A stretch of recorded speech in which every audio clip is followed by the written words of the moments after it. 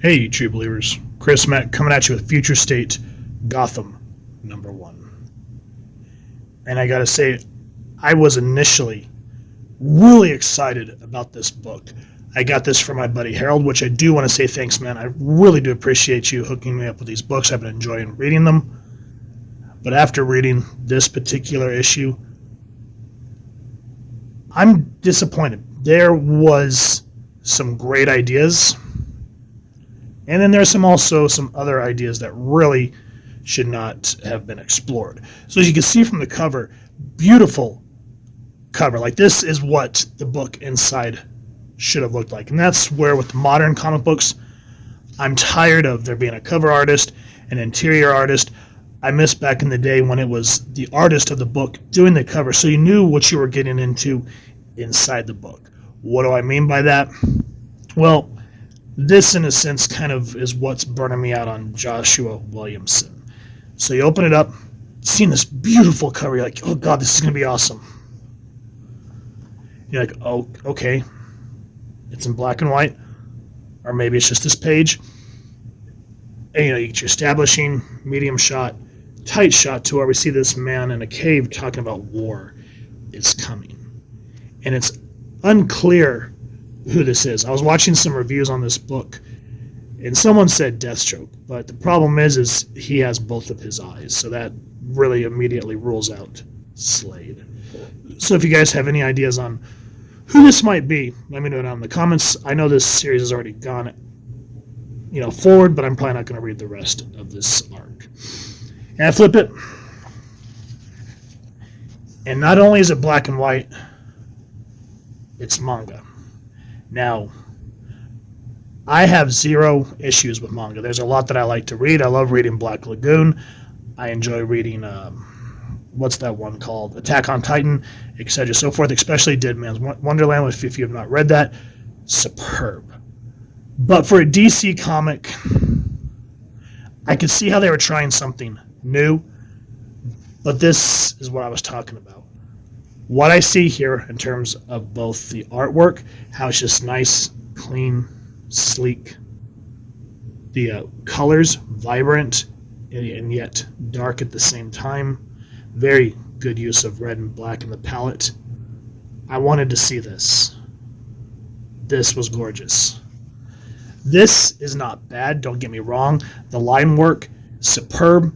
The way the action lines are supposed to work, awesome. But for a comic, I'm not feeling it. I'm not feeling it. So before we get into this, let's talk about who made Hunt the Batman, Part 1, Batman's Land. Written by Joshua Williamson and Dennis Culver. Art by, and if I cannot pronounce your name, I'm so sorry, Giannis Milangiannis.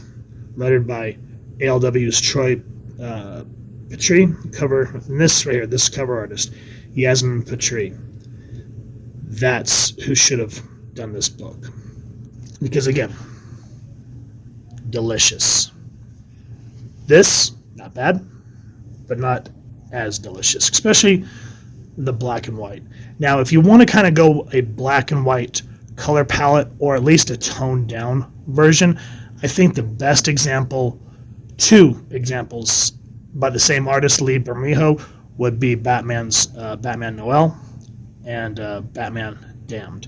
Very toned down colors, except when they needed to exaggerate something, certain color palettes would be enhanced. Here, I really feel like they were okay, let me kind of put it this way. Manga sales right now are through the roof. And so I think this was DC's way of kind of trying to get in on that action, which I can understand from a marketing point of view. But here, okay, we have Scarface, which is one of my favorites. And I had to stop and relook at the panels to realize that this Scarface is a mecha Scarface. I'm thinking, okay, so not only do we have the manga look, but now we also have mecha creatures fighting. And that just sort of killed it for me. But anytime I can see Scarface in a book, even though he's 100 feet tall or whatever, that's dirty rats, no Batman, I'm always thankful when I can see Scarface. But again, just The line work. I mean, look at the line work. It's gorgeous. But not for this book. I don't know what book they could have put it in. Like if they were going to do, like, say, like the movie, what was that movie called? Batman Ninja or Ninja Batman, whatever that movie was called. Or the Batman Soul of the Dragon. Those two movies were very much into that culture. And the artwork that they chose for both movies lined up. Very excellent. This Future State is very supposed to be cyberpunk. Very noir. Very dark. Very Blade Runner. The best example of Future State that I've seen so far was Dark Detective. Like the next Batman, the story was good, but the artwork didn't really jive for what they were trying to do with this arc. Dark Detective got it right. I can't remember who the artist that was. Feel free to leave it down in the comments. But as you can see, excellent work here. As for the plot, I do feel like Joshua Williamson should have gone further with Red Hood. What do I mean by that? For example, in Dark Detective, which was written by Mariko Tamaki, which is surprising, but we're not going to go there. Bruce Wayne, is allegedly killed.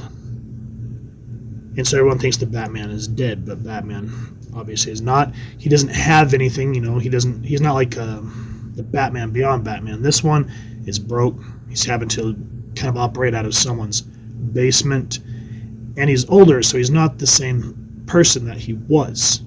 And so we've completely taken Bruce Wayne and the readers out of the comfort zone of having the mansion, the Batcave, and all of his equipment, and we're running on a bare bones Batman. Same thing with what Tynion was kind of doing after the events of the Joker War.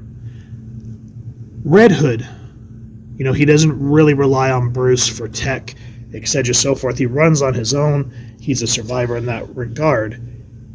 And I just feel like they could have pushed this further, because what happens here is you find out that each section of Gotham has its own peacekeeper. I keep wanting to say Peacemaker, freaking TV show.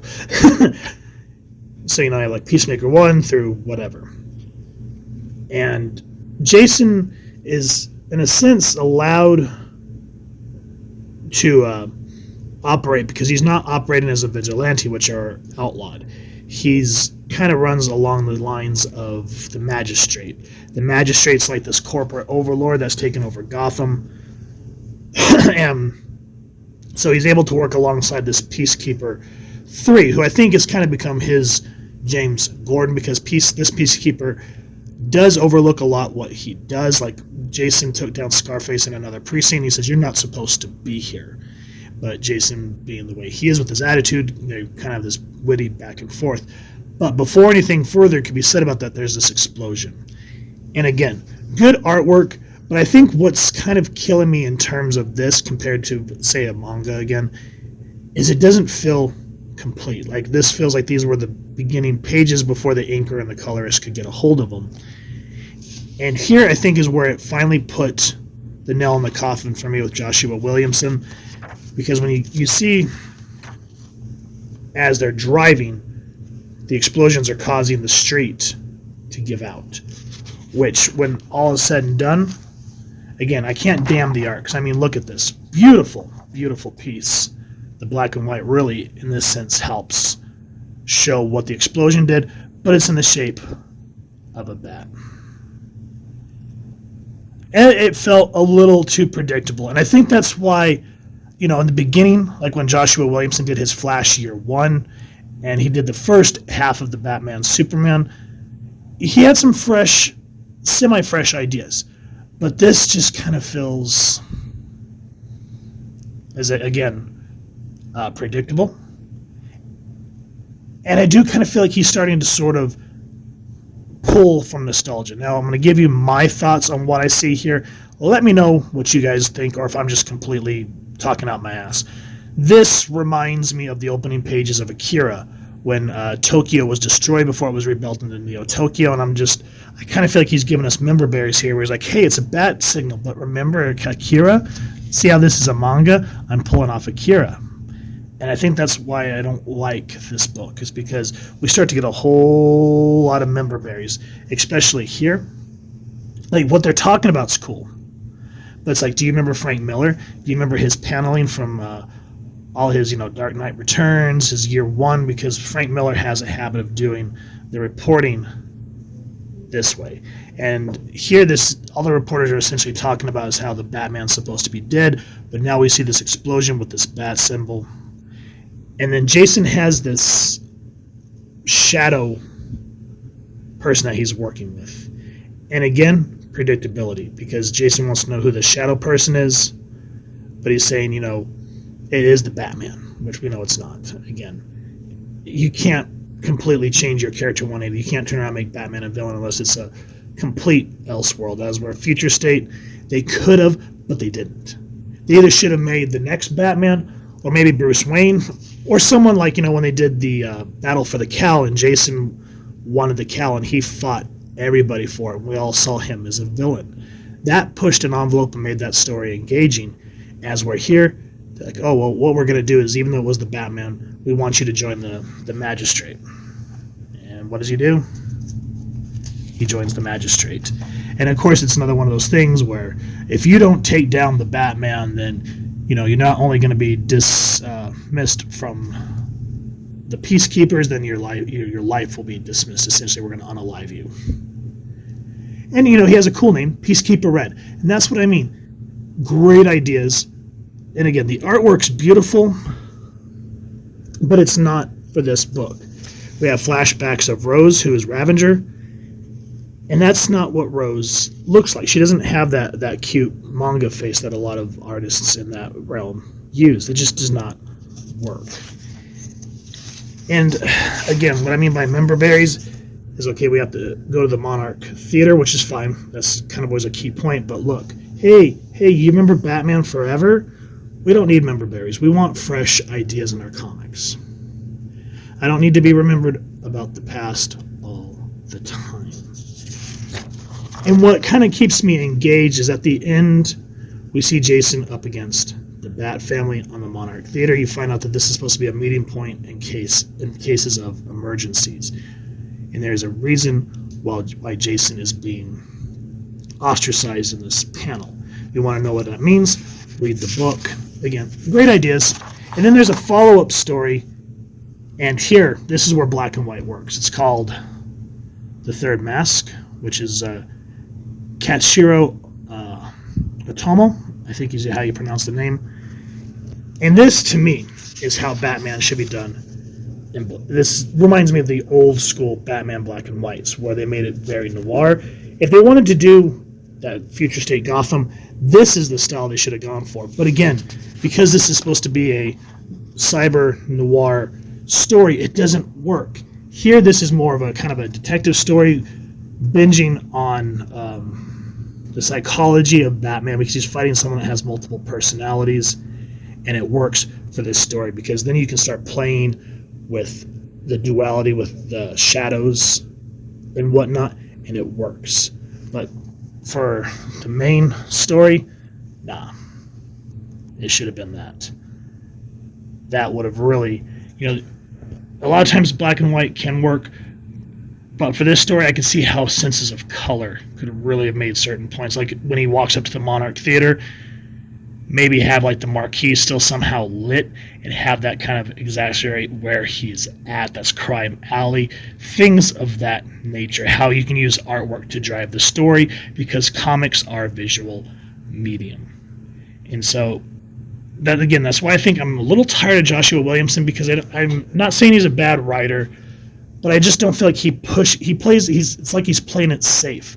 He's not pushing the limits like what Tynion did with his Batman run, or what Jonathan Hickman initially wanted to do with House of X and Powers of 10.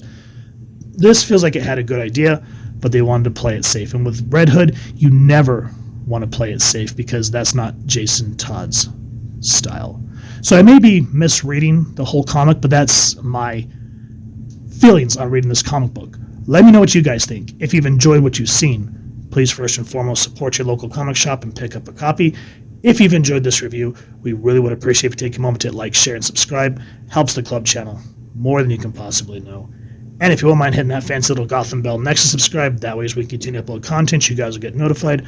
come to the channel, and we love talking with y'all and hearing your feedback down in the comments below and just sharing ideas. 'Cause, all of us have different interpretations, and it's always a cool idea to just share those thoughts and, have your eyes open to different points of view. So with all that said, I hope y'all continue to have an absolutely amazing day reading, and happy hunting, true believers.